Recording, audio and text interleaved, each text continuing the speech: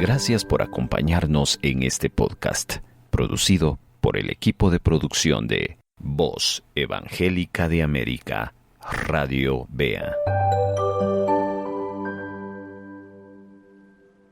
Tiempo devocional en la oración. Una vez más estamos aquí reunidos de esta manera a través de la señal que Radio Voz Evangélica de América emite en las diferentes instancias, sea para una transmisión en la frecuencia 1570, a través de la radio en línea, a través de las redes sociales, a través de los podcasts. Señor, hoy queremos centrarnos en ti, Padre. Queremos enfocarnos en ti, iniciando la semana, sabiendo que tú has sido bueno con nosotros y que nos has sostenido hasta este tiempo, mi buen Padre. Te agradecemos por la oportunidad que tú nos das una vez más de poder, Señor, bendecir a la audiencia a través de este audio, Padre. Bendecimos tu nombre y es por ello que vamos a tomarnos un tiempo para adorarte de muchas maneras. Y una de esas maneras es poner nuestro enfoque delante de ti, Señor, para oírte, para escucharte, para que tú hables a nuestro corazón, para que tú edifiques nuestra alma, la consueles y la animes, Señor. Te damos gracias en el nombre de Jesús. Amén. Radio Bea le sigue presentando Tiempo Devocional.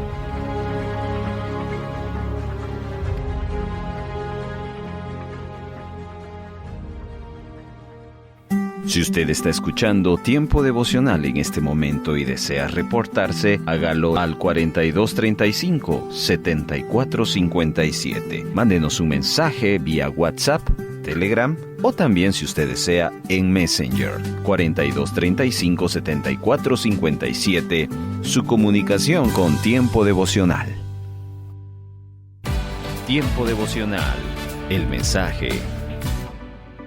Amados hermanos, acá estamos una vez más con una gran expectación, pues cada vez que nos acercamos al Señor por medio de su palabra, vamos a ser bendecidos. Así que usted está acá en el lugar correcto, en el momento correcto, y ahora esperamos que usted tenga la actitud correcta. ¿Y cuál es la actitud correcta?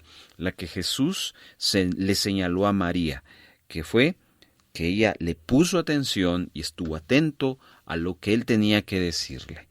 Y desaprobó la actitud de Marta, que estaba pensando en otra cosa, que no era mala, pero que era momento de escuchar las palabras de Jesús. Y es la exhortación que hoy quiero hacerle. Póngale atención a la palabra. Preste su atención. Tómese un tiempo, así como si usted se sienta para comer, se sienta para ver televisión, para escuchar un programa. Tómese un momento para escuchar la palabra de Dios. Estoy seguro que el Señor le va a edificar. Quiero hoy hablarle de algo bien importante y he estado pensando cómo presentar este mensaje que espero tenga el resultado de edificación, de ánimo y de consuelo para muchos. Y pidiéndole la dirección al Señor, pues me encuentro con esta situación porque he tratado de darle un nombre a este mensaje y créanme que tengo varios y no defino cuáles son, pero creo que en esta oportunidad es importante hacerlo de la forma simple pero directa. ¿Por qué Dios sana a unos y a otros no? Esta es una afirmación muy importante, que para unos les cuesta entender precisamente eso. ¿Por qué Dios sana a unos y a otros no? Hermanos amados, esta frase implica que muchas veces nosotros vamos a orar para que Dios sane a alguien que está enfermo y vamos a encontrar una respuesta positiva. Pero también hemos de encontrar que hemos orado por otros que están enfermos. Y no es que Dios nos responda negativamente.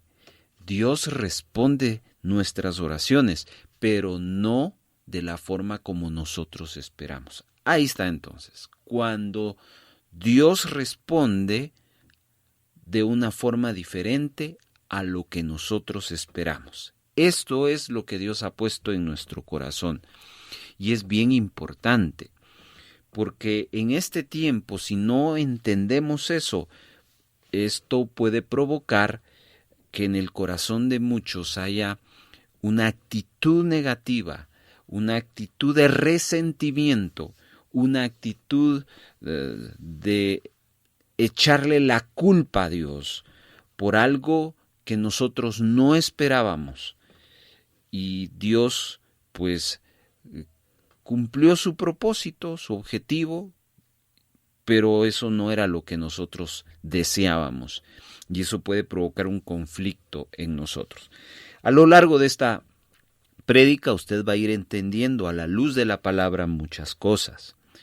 Pero yo quiero empezar diciéndoles con algo que es una realidad.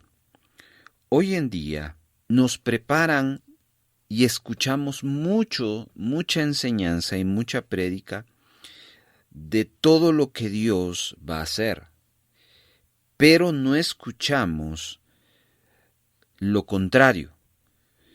¿Cómo así, hermano Carlos? Mire pues, nos empoderan mucho en relación a Dios va a hacer esto en tu vida, Dios va a hacer esto, Dios va a hacer acá, Dios va a hacer allá, y todo lo enfocan desde la perspectiva de las expectativas que nosotros deseamos.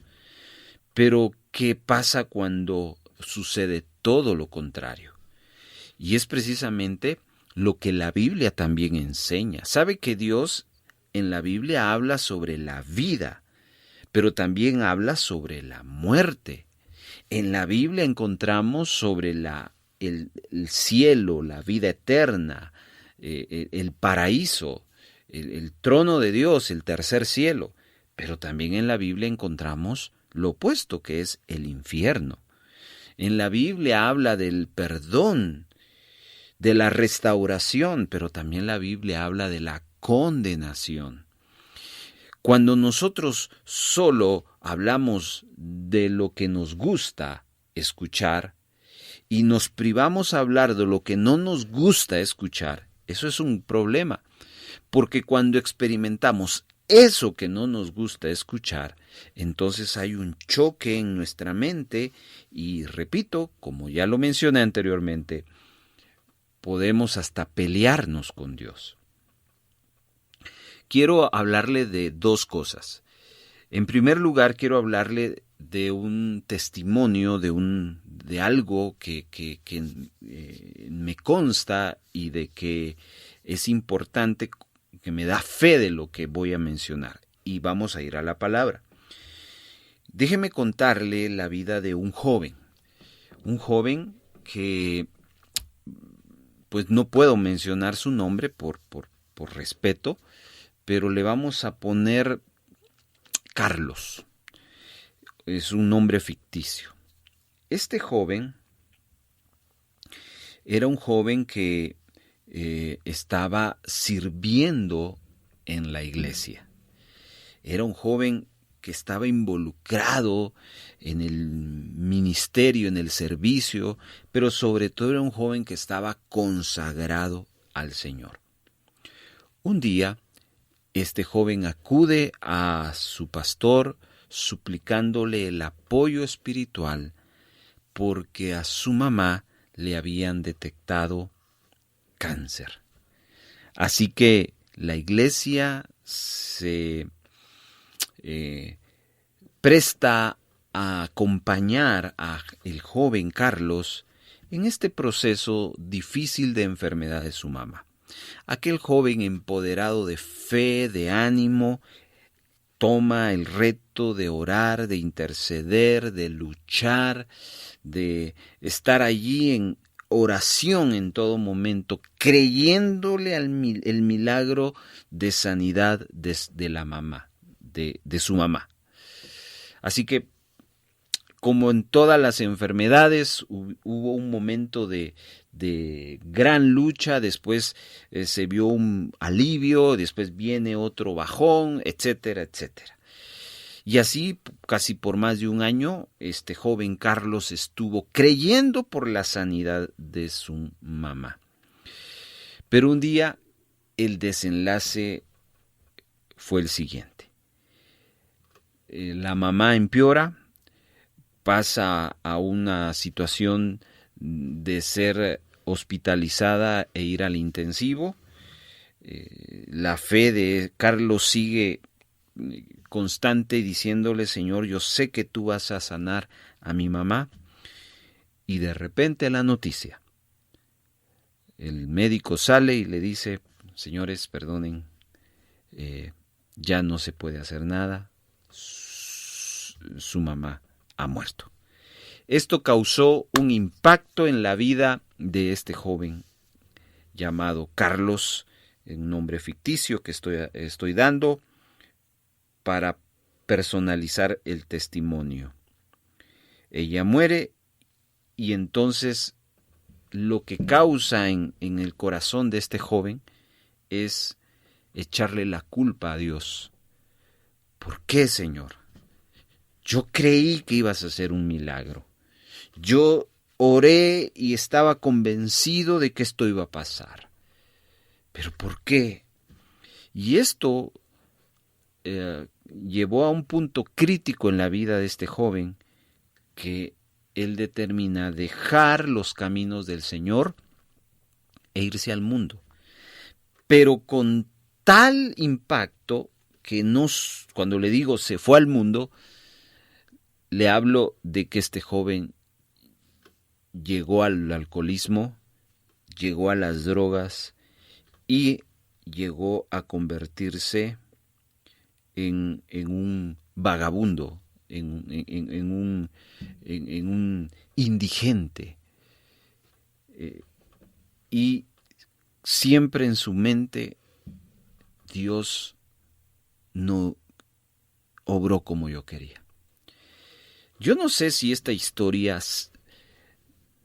le suena parecido quizás a la suya, no lo sé. Pero en algún momento yo quiero decirle que me identifico, porque yo he orado a Dios en algunas oportunidades y no en todas. Dios me ha dado lo que mi expectativa tenía. Entonces, ¿qué hacemos, queridos hermanos, cuando nos topamos con esos casos? El testimonio que le compartí de Carlos es una claridad de algo muy extremo. Porque hay gente que al no entender la respuesta de Dios, el propósito de Dios, se vuelve al mundo, vuelve atrás. Pero la pregunta sigue en la mesa. ¿Qué hacer cuando la respuesta de Dios no es lo que yo espero? Entonces tenemos que ir a la Biblia y nace este mensaje. Quiero que me acompañe al libro de Daniel, capítulo número 3, y establezcamos un principio que nos va a ayudar a ello. Daniel, capítulo número 3, versículo número 17. Quiero ponerlo en contexto mientras usted lo busca.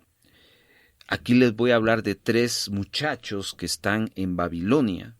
Estos muchachos son creyentes en Dios y van a parar ahí como esclavos. Pero estos muchachos tienen una peculiaridad: son muy inteligentes, son muy talentosos. Así que como esclavos, pues van una categoría un poquito superior. El punto es de que van a un lugar donde está el rey, y se emite una orden, y la orden es que hay que adorar otros dioses. Y ellos dicen: no, nosotros no vamos a adorar otros dioses. Pero el edicto que crean en ese lugar es que el que no adore la estatua tiene que morir. Y la sentencia es que van a ser echados a un horno de fuego. Entonces, como ya tiene usted la escritura, leamos ya que usted tiene el panorama de esta historia. He aquí nuestro Dios, verso 17, a quien servimos, puede librarnos del horno de fuego ardiente, y de tu mano, oh rey, nos librará. Pero escuche, y si no, sepas, oh rey, que no serviremos a tus dioses, ni tampoco adoraremos la estatua que has levantado. Amén. Daniel 3, 17 y 18. Qué importante es esta escritura.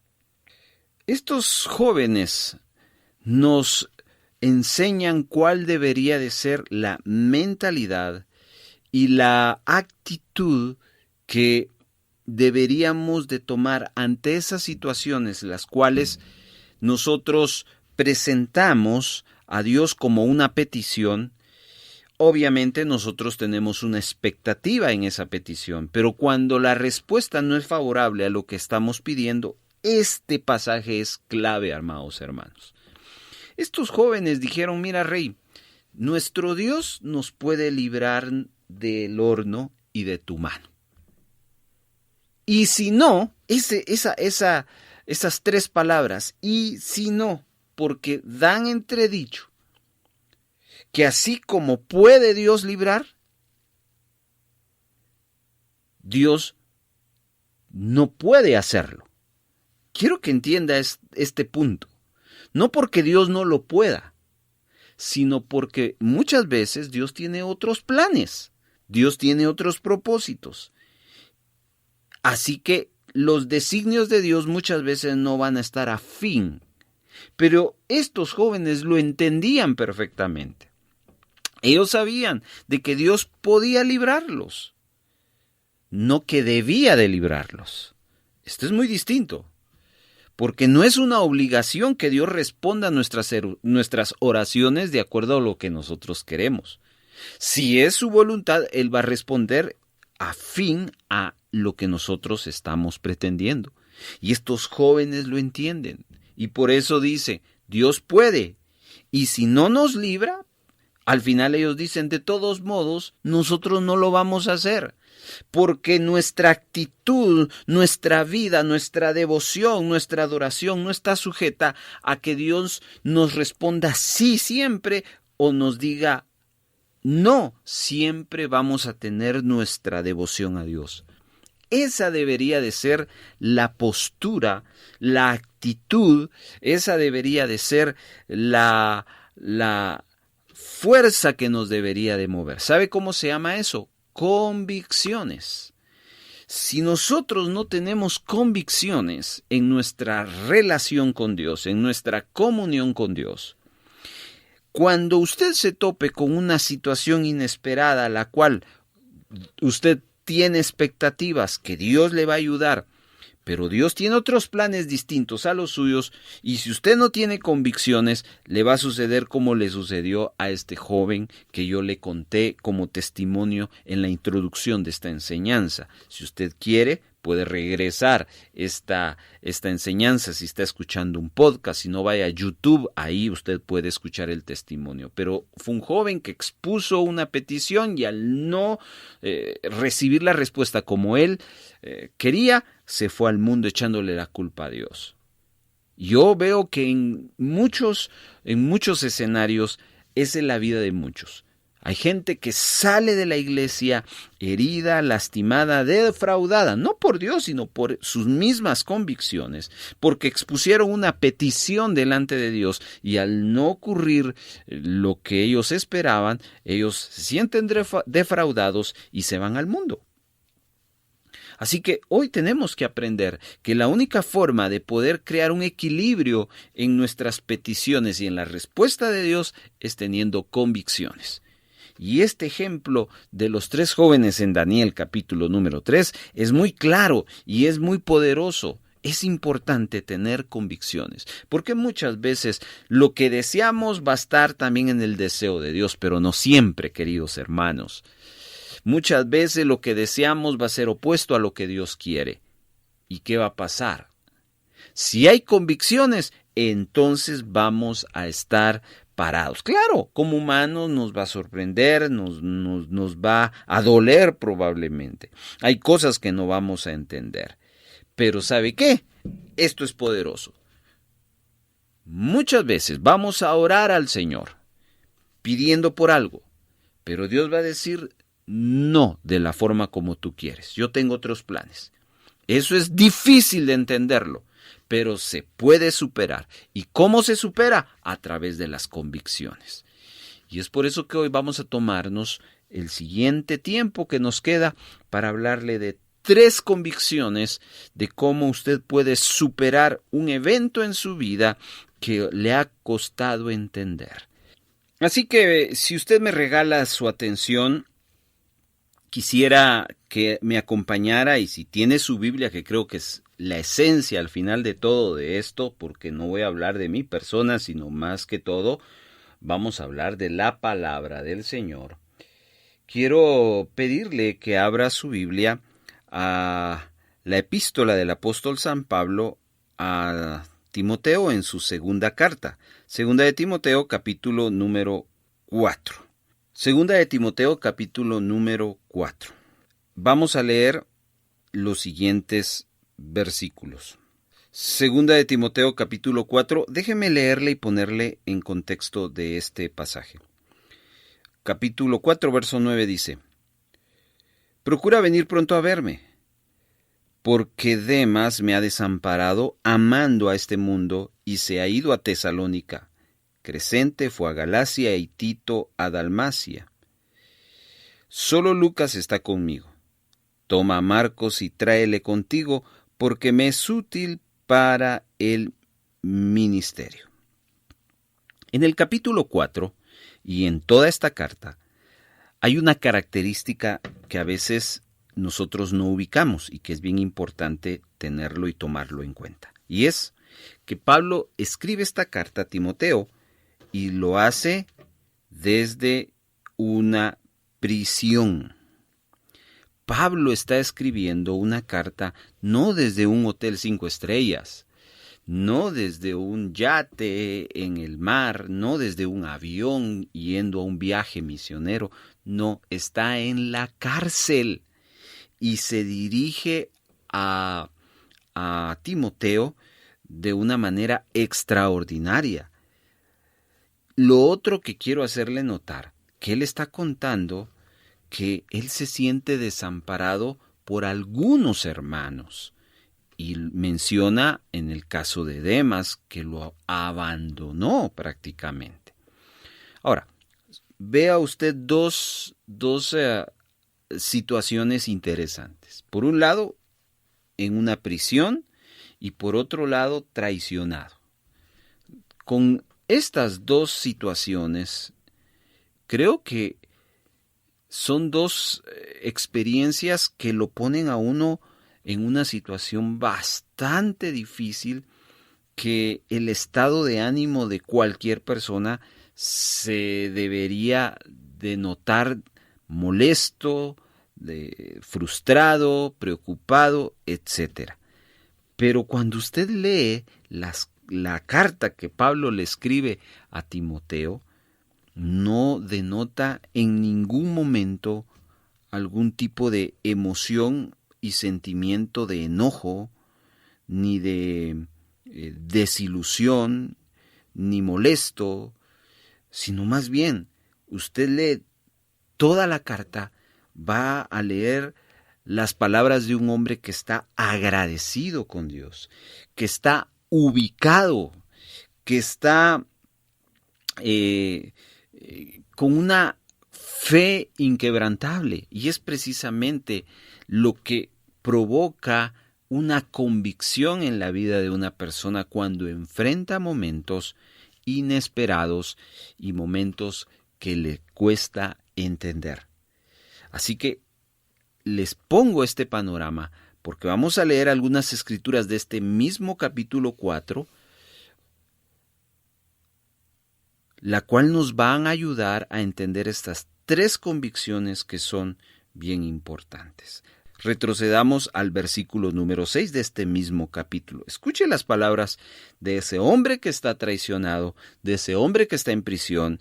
No denota su desánimo, más bien denota su fe, su fuerza, su convicción. Versículo número 6. Porque yo ya estoy para ser sacrificado. ¡Hala, hermano! Esto a mí me impacta. No solo está en prisión, no solo se ha sentido desamparado por sus hermanos, sino él entiende que ya está a punto de morirse. Él mismo lo dice, yo ya estoy a punto de ser sacrificado. Y el tiempo de mi partida está cercano. Yo no sé cuál sería la emoción y el sentimiento que le embargaría a usted o a mí si sabemos que mañana o la siguiente semana vamos a morir. ¿Se da cuenta qué importantes son las convicciones en nuestras vidas? Sigamos leyendo. Él primero lo dice, ya voy a morir. Y ahora escuche las palabras en este verso 6 del apóstol Pablo. He peleado la buena batalla, he acabado la carrera, he guardado la fe. Por lo demás me ha estado guardada la corona de justicia, la cual me dará el Señor juez justo en aquel día, y no solo a mí, sino también a todos los que aman su venida. Quiero entonces mostrarle esta primera convicción, la convicción de una perspectiva espiritual. Su primera convicción que debe de traer a su vida en los momentos difíciles de enfrentar es una convicción espiritual. ¿Cómo así, hermano Carlos? Pablo está compartiendo que él va a morir y que él se está ofreciendo como sacrificio, porque él mismo dice, voy a ser sacrificado. Y entonces él no está en una agonía, él no se siente que está en una situación donde va a estar lamentándose. Él se siente bien, él se siente satisfecho. ¿Por qué? Porque para el apóstol Pablo era un honor, un privilegio de experimentar todo esto por causa de Cristo. Que esto es tener una convicción espiritual. En otra de sus cartas, Pablo nos invita a ver en las tribulaciones las cosas que no se ven. Pero normalmente nosotros vemos en las tribulaciones las cosas que se ven. Y ese es el gran problema de nosotros. Por eso cuando le hablo de tener una convicción espiritual para poder entender esos momentos duros, es dése cuenta lo que la Biblia dice que está pasando en medio de esa situación. Para Pablo no veía su muerte, Pablo miraba su coronación. Para Pablo no miraba su agonía, para Pablo miraba, voy a hacer un sacrificio, me estoy preparando para mi encuentro con el Señor. Así que cuando usted tenga momentos difíciles, inclusive momentos donde la muerte esté tocando a su vida o la vida de un ser querido, tiene que ir a su convicción espiritual. Por ejemplo, si un miembro de su familia está en agonía, pero ese miembro de su familia ya entregó su vida a Cristo, véalo como el apóstol Pablo. Está llegando a su momento, a su graduación, a su coronación. Va a abandonar este cuerpo inútil para ser investido a un cuerpo glorificado. Y eso es glorioso. La muerte para el cristiano es ganancia. Y Pablo mismo se encargó de enseñarnos de esa manera. Note lo siguiente. Él dice, he peleado la buena batalla. La buena batalla. A ver, dígalo en casa. Buena batalla. Hay batallas que no son buenas. Mire, no hay peor cosa que estarse desgastando en algo que no tiene ningún beneficio. Usted se está peleando con el jefe, se está peleando con el vecino, se está peleando con X, con Y. No, hombre, Pablo peleaba, pero peleaba en lo bueno. Y él se había desgastado en esa área de su vida. Él se había desgastado en lo que era bueno. Eso era tener una perspectiva espiritual. Por eso es que él no miraba el fin de sus días como una pérdida, sino él entendía, no, todo lo que he venido haciendo, lo he venido haciendo para Jesucristo, así que he estado haciendo lo que es bueno, estoy en paz. Dice, he terminado. Esa palabra terminado viene de una palabra griega, eleos, que significa consumado, lo mismo que Jesucristo dijo en la cruz del Calvario. Es decir, terminé mi carrera, es decir, he hecho lo que Dios me puso a hacer. Y eso trae satisfacción. Cuando a usted, su jefe, le dice, te doy esta comisión, y al final usted de esa tarea que tiene, le dice a su jefe, jefe, aquí está, lo que me pediste te lo hice. Su jefe le va a decir, bien, y usted se va a sentir mejor todavía. Lo mismo que le pasó en la parábola de los talentos a aquellos 2 siervos que hicieron bien su trabajo y su amo les dijo, bien, buen siervo fiel. Y eso es lo que Pablo sentía, esa era su perspectiva espiritual, su convicción espiritual era que me he desgastado en lo correcto, Dios me dio una comisión y he cumplido todo lo que el Señor me pidió que hiciera. ¿Qué más puedo pedir? Esto que viene no importa porque voy a ser coronado. Eso, queridos hermanos, es tener una convicción espiritual.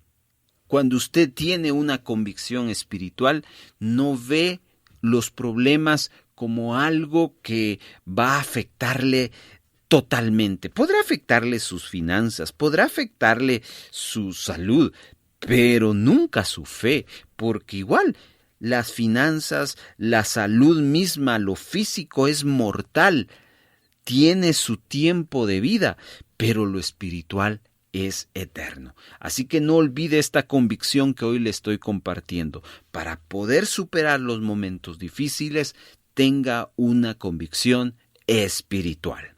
Vayamos a la segunda. Pablo en el versículo 6 mismo dice que él ha acabado la carrera, que ha guardado la fe.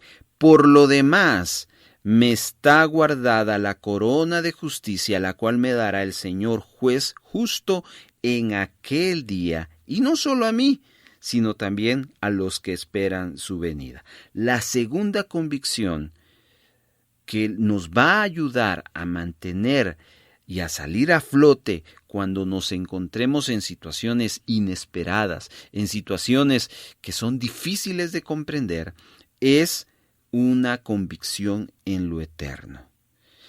Esa frase, por lo demás, significa lo que viene. Mire, hermano, a usted le puede estar pasando algo en este momento negativo, pero ahí no está su fin. Lo que viene es mejor. Para el cristiano siempre va a ser mejor. ¿Por qué? Porque lo que viene no es salir de su deuda, no es salir de su enfermedad. Fíjese, Lázaro, Dios, Jesucristo lo resucitó, pero Lázaro volvió a morir. Lo mejor para Lázaro no fue su resurrección, lo mejor para Lázaro es su fe.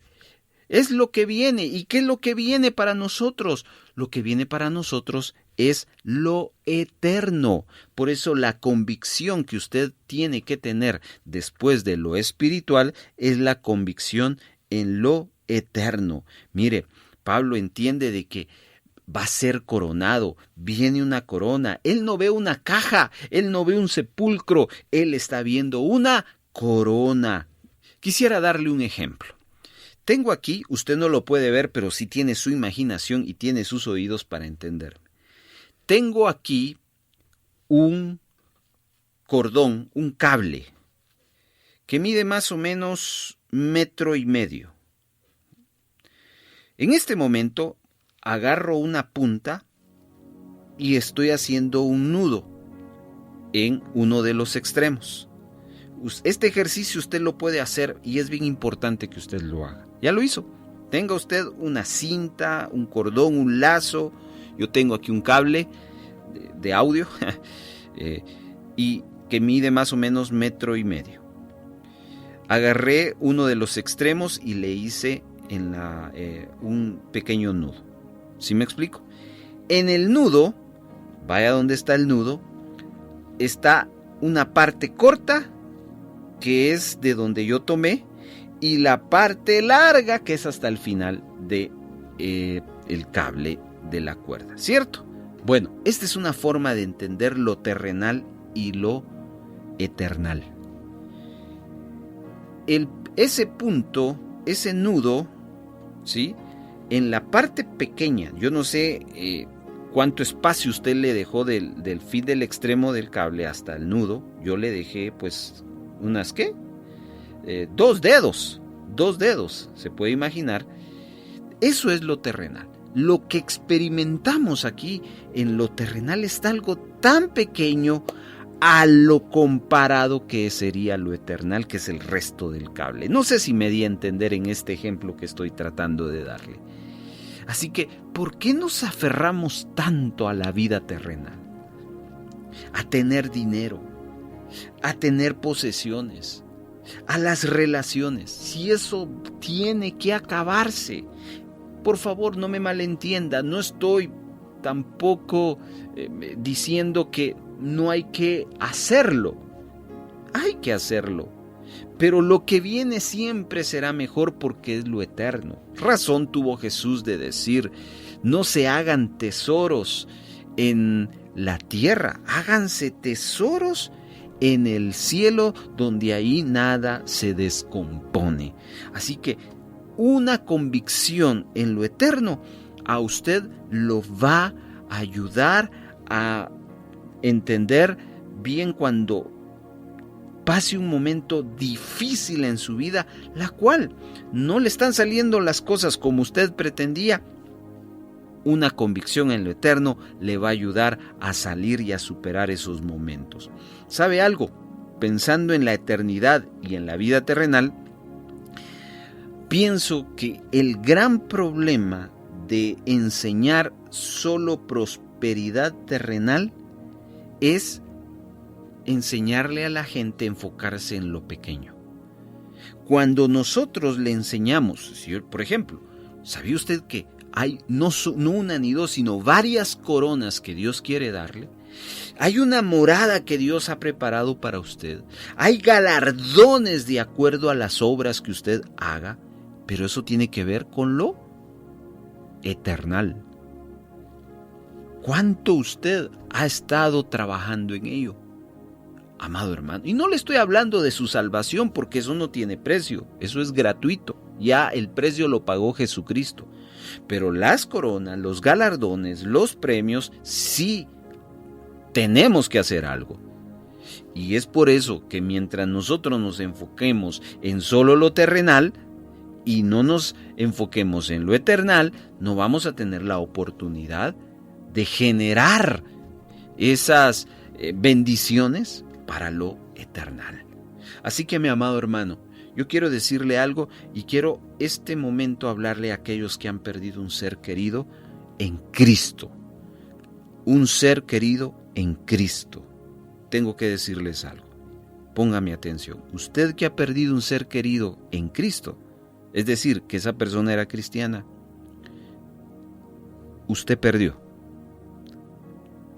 Ellos ganaron. ¿Por qué digo esto? Porque el que muere en Cristo gana.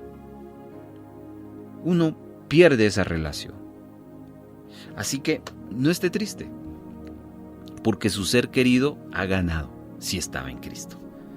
Así que llevamos dos perspectivas: cuando oramos y le pedimos a Dios que obre de una manera, y cuando Dios dice, o mejor dicho, no nos resulta las expectativas que tenemos a esa petición, se puede superar ese momento. No se pelee con Dios, supérelo con sus convicciones.